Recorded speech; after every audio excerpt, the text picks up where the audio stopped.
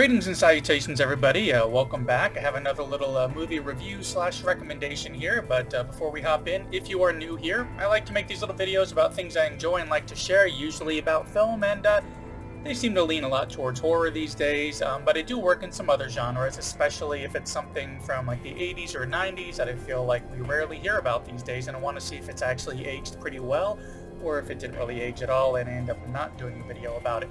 But, because I only like to put up content about films that I like and feel there's a reason to watch and share that. So if you like what you see here, consider checking out my back catalog as well, subscribing and hitting that little bell icon to get notifications for when I put up new content, which is once or twice a week, and share the whole channel and video around after sticking around all the way to the end, as it really does help out a lot. And there are reasons for that. Check out one of my previous videos for Anna and the Apocalypse, and at the end of that it has a lot more detail about this, should you want to hear more YouTube stuff. Anyways, I had a really fun time checking out this new holiday film starring Hopper himself, David Harbour, from Stranger Things, called Violent Night, which just came out this year, 2022, a few weeks back. And the synopsis for this is as follows. When a group of mercenaries attack the estate of a wealthy family, Santa Claus must step in to save the day and Christmas. So this was a hard R. I mean, we're talking language, violence, gore.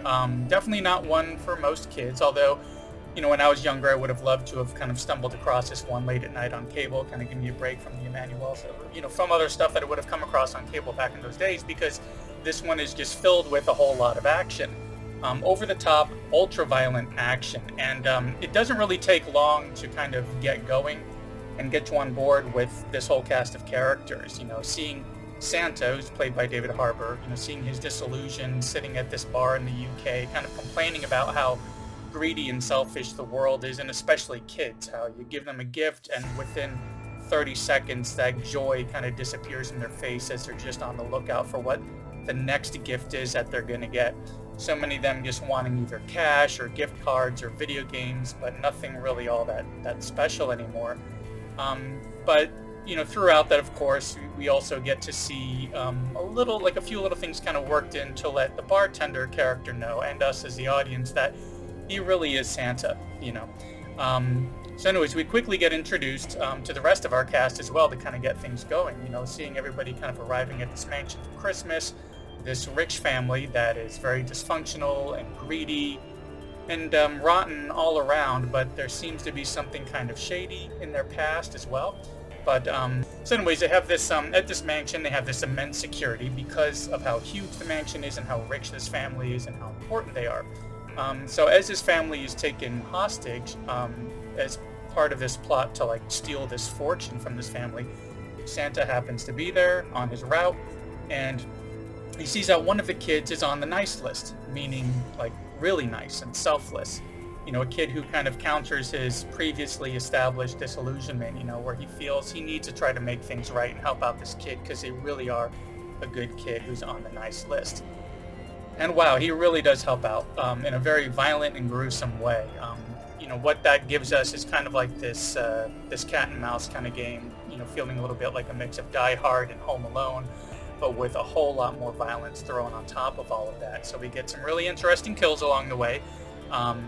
We get to, basically just name the Christmas decoration and it gets used somehow in a kill. Whether it's Christmas lights or candy canes, we've all thought about when you get that candy can out and it's been sharpened, of just kind of shivving somebody with it, just seeing if that'd be possible. This movie lets you know that it is. Various ornaments that are sharp and dangerous as well, and so on. They just really get creative with it. But what also really made this film move along well, in my opinion, and kind of easily get on board for this ride, is just how well they kind of paced out the action in this. They mixed in a lot of story about this heist, which is ultimately what it's about, why that heist is happening, a little bit about this rich family, and stuff about this nice kid and their situation in it. But along with that, it leans heavily into the Christmas movie themes. We get that sweetness of the pretty music that makes everything feel so hopeful and heartwarming. It clashes perfectly with this graphic violence that we'll set up. So kind of like with Anna and the Apocalypse and Silent Night, Deadly Night, we get pulled into this back and forth of Christmas fun with something horrific happening. And it makes it a whole lot of fun and makes the movie just kind of speed by. Now, as for Harbour's performance in particular, he was excellent. You know, we even get a little bit of his backstory about him, which the only criticism I would have is that I would have liked to have seen more of that. But, you know, that might have made the movie run on a little bit too long. And also John Leguizamo does an excellent job. He plays this bad guy perfectly in it, and we even get a little bit about his history and why he seems to just kind of hate Christmas.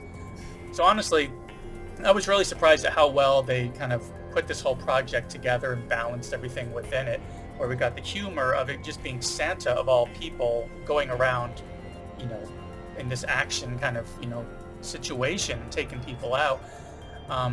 But yeah, we get just this really great mix of everything, you know, the history of who's nice and who's naughty, and that way you are rooting for the ones that are kind of nice, and you're really happy when those naughty ones get taken out throughout it. Anyways, you know, Violent Night is currently in theaters. Right now it's early December. I'm really hoping that it kind of sticks around longer. I know a lot of things hit the theaters and then go on to streaming shortly after, but this is one that I really feel it's worth checking out up on that big screen. You know, the big explosions and violence and everything. I could definitely see making this part of a holiday tradition going forward with some other non-traditional kind of holiday films such as Die Hard or Harold and Kumar Christmas, Office Christmas Party, and of course the king of them all, Bad Santa, which I watch pretty much every year around this time. But anyway, speaking of checking out Violent Night, thanks for checking out this little video of mine as well, and for sticking around to the end. Be sure to do all that YouTube stuff that I mentioned, and happy holidays, and I'll see you in the next one.